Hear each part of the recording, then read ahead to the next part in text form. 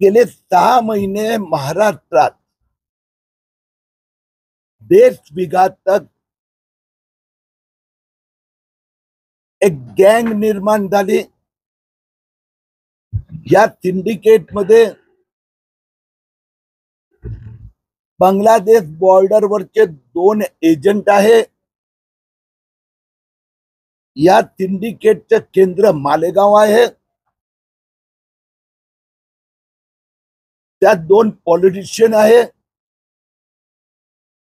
इथले काय अतिरेकी संघटनेचे प्रमुख आहे। त्यांनी तो भारतात जन्म मृत्यू नोंद कायदा आहे त्यात एक सुधारणा गेल्या वर्षी संसदेने केली। त्याचा दुरुपयोग, भ्रष्टाचार, दबाव, प्रभाव गेल्या 6 महिन्यात 2 लाख बांगलादेशी रोहिंग्या यांचा जन्म महाराष्ट्रात त्या गावात झालाय असा अर्ज करून त्यांचा भारतीय जन्मता उशिरा जन्माचा दाखला घेण्याचं कटकारस्थान केलं। ही गोष्ट नोव्हेंबर विधानसभा निवडणुकीच्या प्रचाराच्या दरम्यान माझ्या लक्षात आली। त्यावेळी मालेगाव मध्ये वोट जिहाद फंडिंग घोटाळा झाला होता। त्याचवेळी तिथल्या लोकांनी मला, काही वकिलांनी, तहसीलदार कार्यालयातल्या काही कर्मचाऱ्यांनी ही माहिती लक्षात आणून दिली।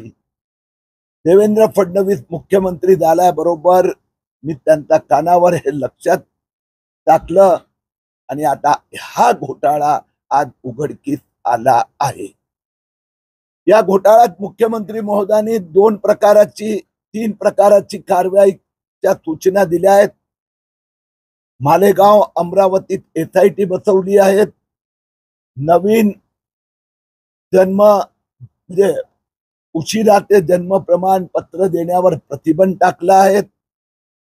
जे 1,23,000 घेऊन गेले त्याचे रिव्ह्यू करण्याचे पण निर्देश देण्यात येत आहे। हा एक भाग। दुसरा एक टास्क फोर्स बनवून पुढे काय काळजी घ्यायची।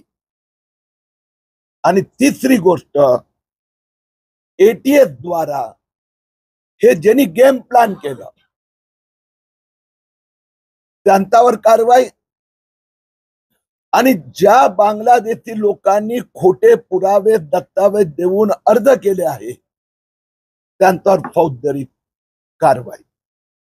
आज जिल्हाधिकारी, महापालिका आयुक्त विस्तृत चर्चा झाली। मी त्यांच्या लक्षात या सगळ्या गोष्टी आणून दिल्या। एक चिंताही व्यक्त केली की महाराष्ट्राचे जे टॉप 10 शहर जिथे हे बोगस दस्तावेज 2,000 ते 5,000 पर्यंत घेतले आहेत त्यात परभणी सुद्धा आहे। परभणीमध्ये 3,202 शहरात, तालुक्यात जन्म प्रमाणपत्र दिलं गेलं आहे। यातले 90% शेवटच्या 6 महिन्यात आहे।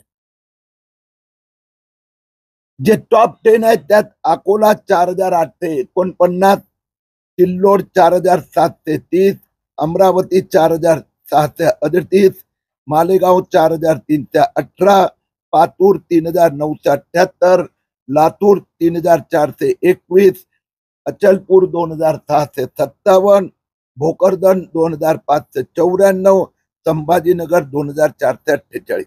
ही शहरं यासाठी मी वाचून दाखवली की तो कोकण बेल्ट आहे। परभणीची लोकसंख्या 5,000 तर अर्ज किती आले 3,200।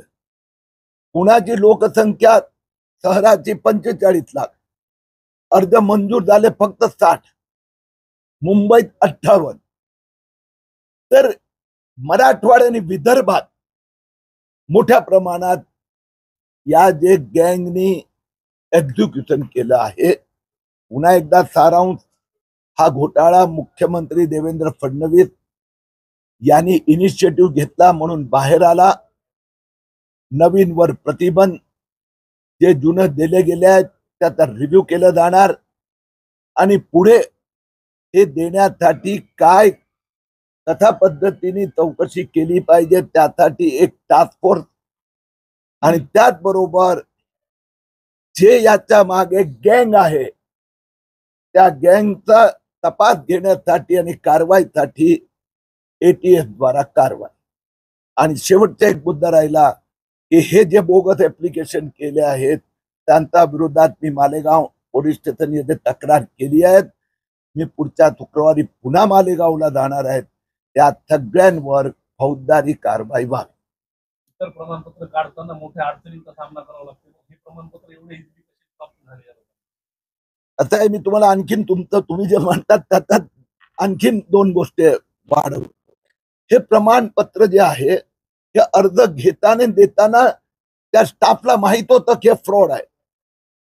कारण की जे प्रमाणपत्राच्या सोबत पेपर दिले तसं दिलं ना त्यातलं काहीच नव्हते दाखले. रेशन कार्ड भलत्यात पुण्याचं. म्हणून मालेगावला 2 तहसीलदार सस्पेंड झाले. अमरावती अंजनगाव सुरजीती चौकशी चालू आहे. तर असे आणखीन काही तहसीलदार वर कारवाई होऊ शकते. आता ते जिल्हाधिकारी चौकशी करणार. आणि 2 गोष्टी आहेत. जर तिथल्या अधिकाऱ्यांच्या लक्षात आलं की चूक झाली आणि त्यांनी सुधाराव्या. मुद्दा हा देशाचा सुरक्षित आहे.